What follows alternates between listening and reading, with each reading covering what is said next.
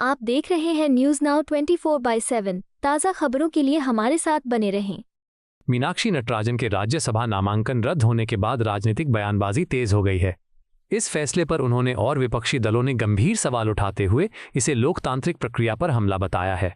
मीनाक्षी नटराजन ने आरोप लगाया कि बीजेपी सीट चोरी में लिप्त है और कहा कि वोट चोरी से लेकर सीट चोरी तक की स्थिति बन रही है। उन्होंने दावा किया कि चुनावी प्रक्रिया और संवैधानिक संस्थाओं पर सत्ताधारी दल का प्रभाव बढ़ता जा रहा है, जिससे लोकतांत्रिक मूल्यों को नुकसान हो रहा है। विपक्षी दलों का कहना है कि ये केवल एक व्यक्ति का मामला नहीं है, बल्कि चुनावी प्रणाली की पारदर्शिता और निष्पक्षता से जुड़ा बड़ा मुद्दा है। उनका आरोप है कि संस्थाओं पर राजनीतिक दबाव डालकर फैसलों को प्रभावित किया जा रहा है, जिससे जनता का भरोसा कमजोर होता है। उन्होंने ये भी कहा कि लोकतंत्र की मजबूती स्वतंत्र और निष्पक्ष संस्थाओं पर निर्भर करती है और इन्हें कमजोर करने की किसी भी कोशिश का विरोध किया जाएगा। विपक्ष ने मांग की है कि पूरे मामले की निष्पक्ष और पारदर्शी जांच हो ताकि सच्चाई सामने आ सके। इस विवाद के बाद राजनीतिक माहौल और अधिक गर्मा गया है और सत्ता पक्ष व विपक्ष के बीच आरोप प्रत्यारोप का दौर तेज हो गया है। जब सदस्य संख्या पूरी नहीं होते हुए भी एक तीसरा प्रत्याशी सत्तारूढ़ दल भारतीय जनता पार्टी ने उतारा, वहीं से शुरुआत हो गई और हमें ये समझ में आने लगा कि ये किस तरह से संविधान को, लोकतंत्र को कुचलने की राजनीति, लोकतंत्र को प्ले करने की राजनीति कर रही है। एसआईआर के बहाने और अलग अलग हथकंडे अपनाकर वोट चोरी तक जो मामला सीमित था, आज वो सीट चोरी एसआईआर के बाद ही शुरू हो गई।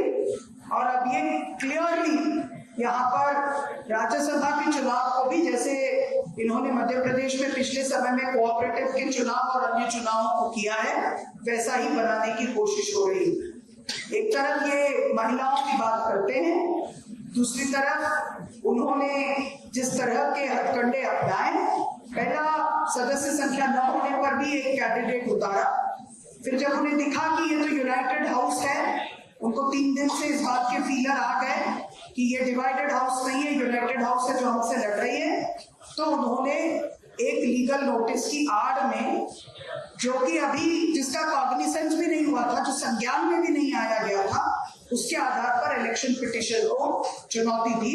हमारे दोनों वकील साथियों ने सारे आर्गुमेंट्स उनके सामने रखे और जैसा उन्होंने कहा, उन आर्ग्यूमेंट्स को पूरी तरह से हियरिंग तक नहीं दी गई, उसका उल्लेख भी नहीं हुआ और एक फैसला आया।